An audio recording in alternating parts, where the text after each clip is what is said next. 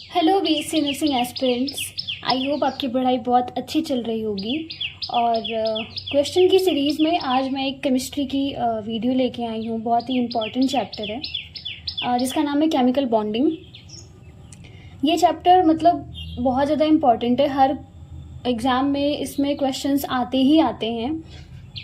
तो मैंने और भी केमिस्ट्री की दो वीडियो पहले अपलोड की थी, आपने नहीं देखी हो तो देख लीजिए। फिजिक्स और नर्सिंग एप्टीट्यूड बायो के भी वीडियोस पड़े हुए हैं, आप उसको भी देख लीजिएगा। तो क्वेश्चन स्टार्ट करते हैं। सबसे पहला, arrange the following compound in the decreasing order of their covalent nature.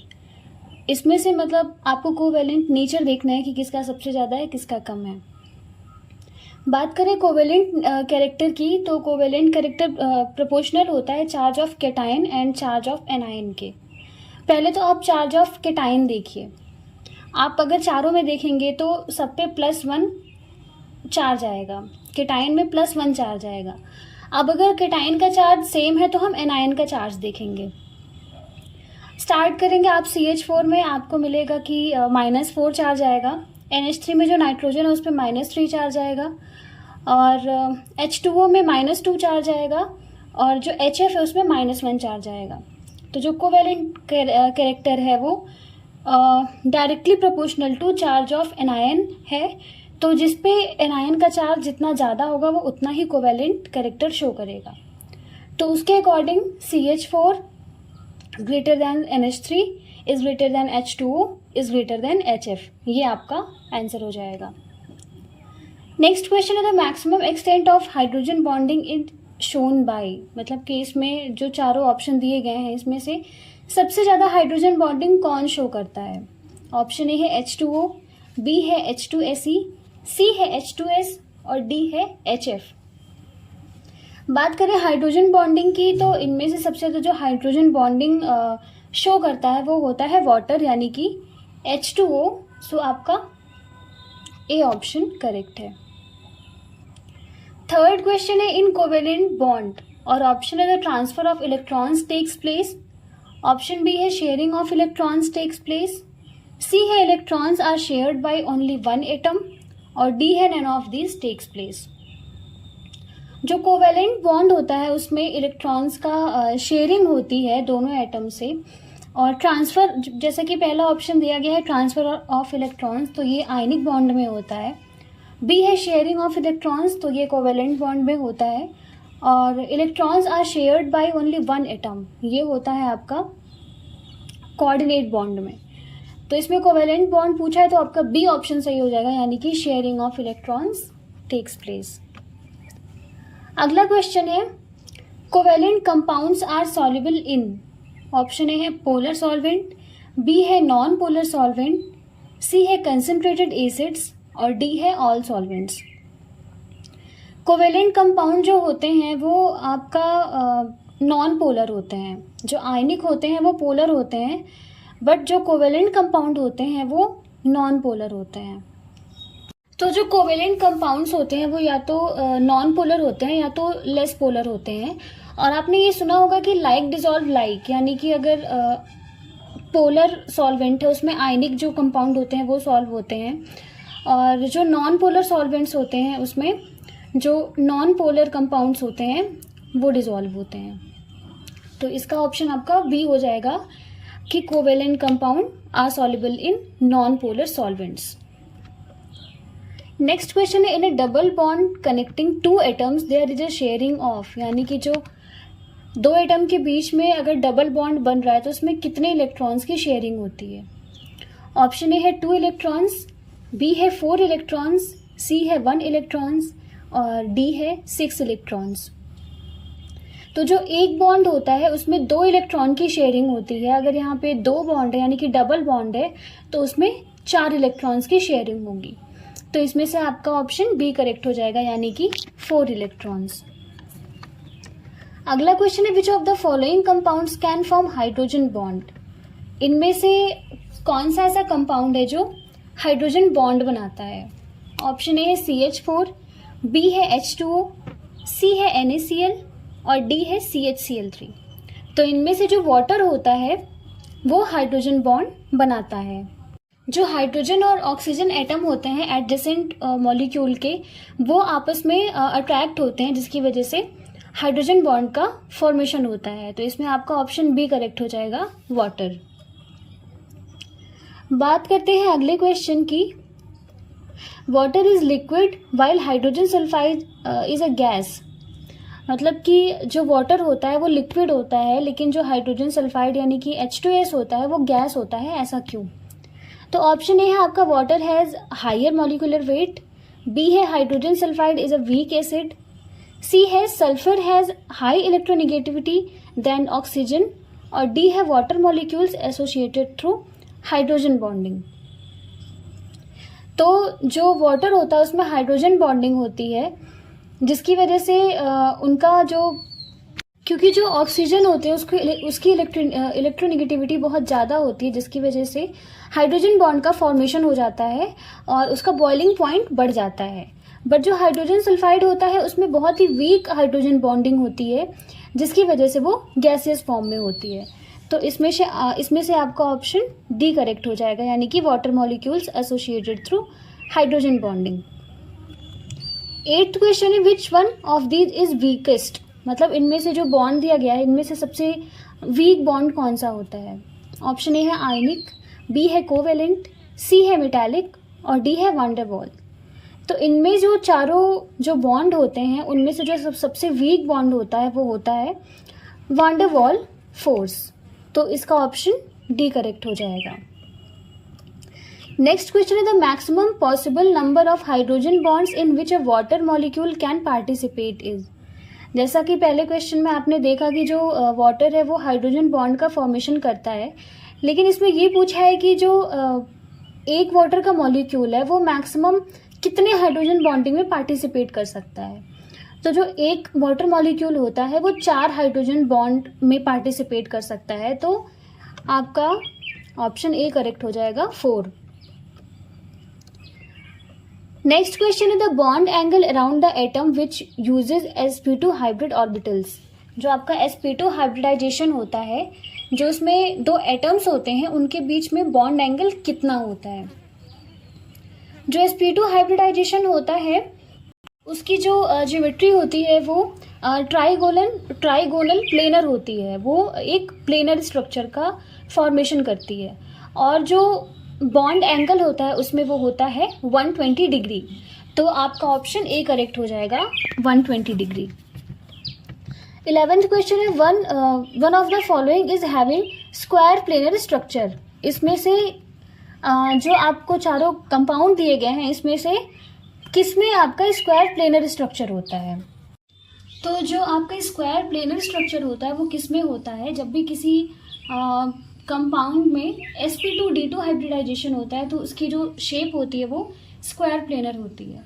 अभी जो चारों ऑप्शन है इसमें आप मतलब देख रहे होंगे, जो NH4 है उसका sp3 होता है, BF4 माइनस का भी sp3 होता है, और जो XeF4 होता है उसका जो हाइब्रिडाइजेशन होता है वो sp2d2 होता है, यानी कि जो इसका शेप होता है वो स्क्वायर प्लेनर होता है। तो इसका सी ऑप्शन करेक्ट हो जाएगा, XeF4। अगला क्वेश्चन है, BCl3 is a planar molecule because in this molecule boron is.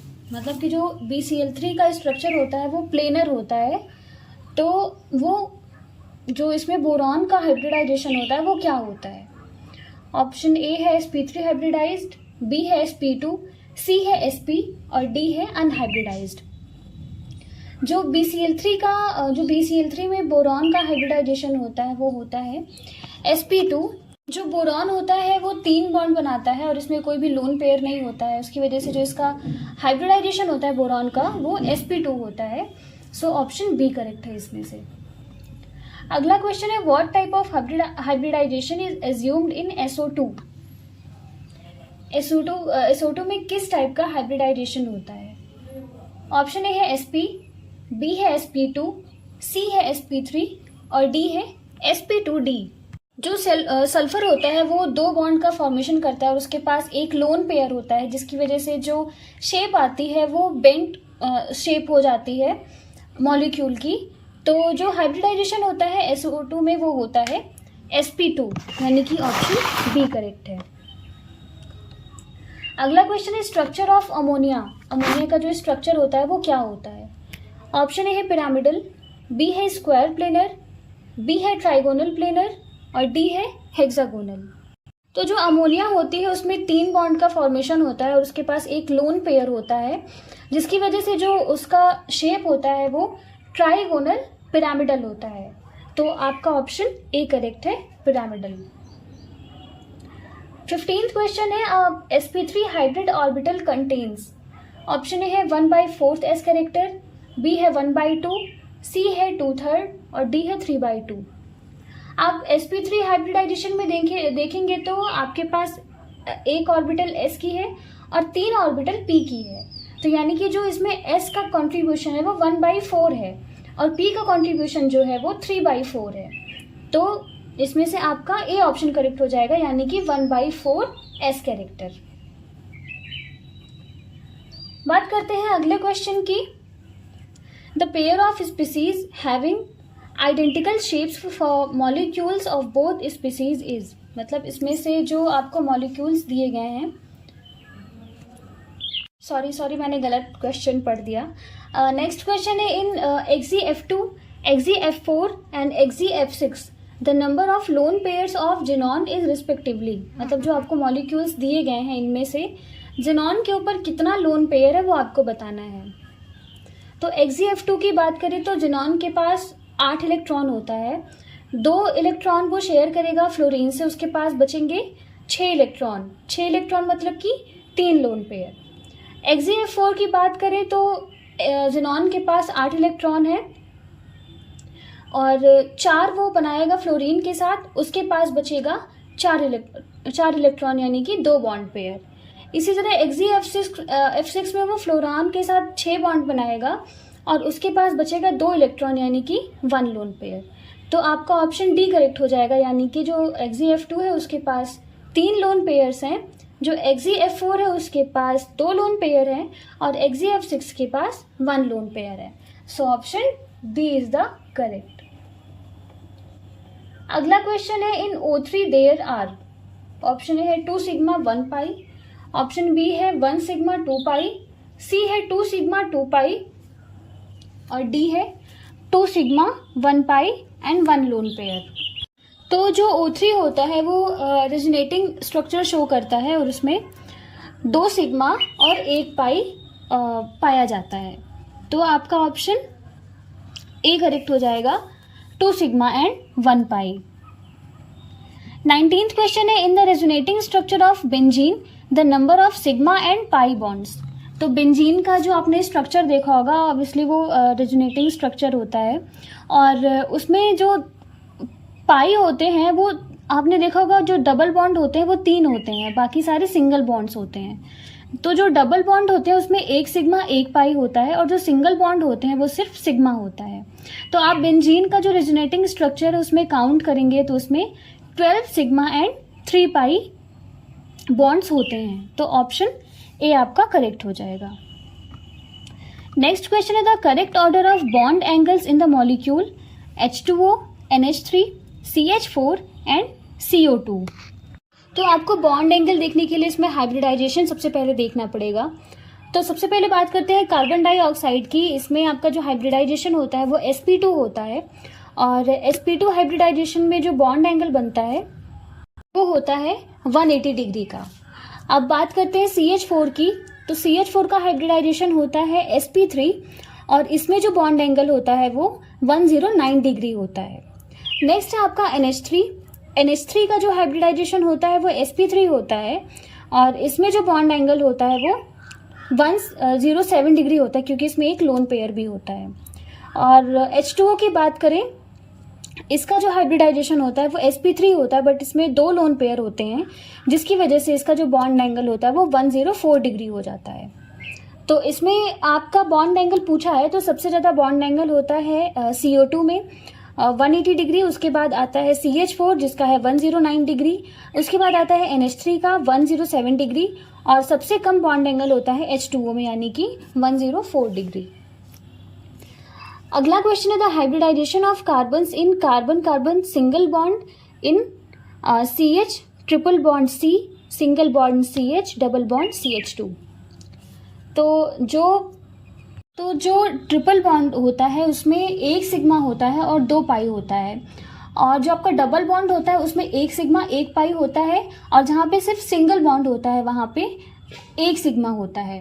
तो जो आपका ये मॉलिक्यूल दिया गया है उसमें आपसे पूछा गया है कि जो कार्बन कार्बन सिंगल बॉन्ड है, तो आप कार्बन कार्बन जहाँ पे सिंगल बॉन्ड है वहाँ पे देख सकते हैं एक कार्बन ट्रिपल बॉन्ड से ट्रिपल बॉन्ड बना रहा है। तो ट्रिपल बॉन्ड में क्या होगा, 2 पाई है और 1 सिग्मा है, तो इसमें जो हाइब्रिडाइजेशन होता है उसको हम sp हाइब्रिडाइजेशन कहते हैं। और जो कार्बन कार्बन सिंगल बॉन्ड में दूसरी साइड में आप कार्बन देख रहे होंगे वो डबल बॉन्ड बना रहा है, यानी कि 1 सिग्मा और 1 पाई। तो इस तरह के जो हाइब्रिडाइजेशन होते हैं उसको हम sp2 हाइब्रिडाइजेशन कहते हैं। तो आपका ऑप्शन C करेक्ट हो जाएगा, sp एंड sp2। अगला जो क्वेश्चन है वो है which of the following compound has dipole moment is 0। इसमें से कौन सा ऐसा कंपाउंड है जिसका डाइपोल मोमेंट वो 0 है। ऑप्शन ए है CCl4, बी है CH3l3, सी है HF और डी है NH3। तो इसमें से जब आप इसका स्ट्रक्चर देखेंगे तो इसमें जो CCl4 है उसका जो स्ट्रक्चर होता है वो नॉन प्लेनर होता है। इसमें जो हाइब्रिडाइजेशन होता है वो होता है sp3, और जो शेप आती है वो टेट्राहेड्रल, और वो इस तरह अरेंज होते हैं कि वो एक दूसरे के जो डाइपोल मोमेंट्स होते हैं उसको कैंसिल आउट कर देते हैं। तो इसका जो डाइपोल मोमेंट होता है वो 0 होता है। 23rd क्वेश्चन है the high density of water compare to ice is due to. जो वाटर की डेंसिटी होती है वो हाई होती है अगर हम कंपेयर करें आइस से, ऐसा क्यों होता है। ऑप्शन ए दिया गया है हाइड्रोजन बॉन्डिंग, बी है डाइपोल डाइपोल बॉन्डिंग, सी है डाइपोल इंड्यूस्ड डाइपोल और डी है इंड्यूस्ड डाइपोल। तो अभी पहले भी क्वेश्चंस में आपने देखा था कि जो वाटर होता है वो हाइड्रोजन बॉन्डिंग का फॉर्मेशन करता है, और एक वाटर मॉलिक्यूल 4 हाइड्रोजन बॉन्ड का फॉर्मेशन करता है, जिसकी वजह से जो डेंसिटी होती है वाटर की वो बढ़ जाती है एज कम्पेयर टू आइस। तो इसका ऑप्शन ए करेक्ट हो जाएगा, हाइड्रोजन बॉन्डिंग। नेक्स्ट क्वेश्चन है the boiling point of paranitrophenol is higher than that of orthonitrophenol because, यानी कि जो पैरानाइट्रोफिनॉल होता है उसका बॉइलिंग पॉइंट ज़्यादा होता है ऑर्थोनाइट्रोफिनॉल से, ऐसा क्यों होता है।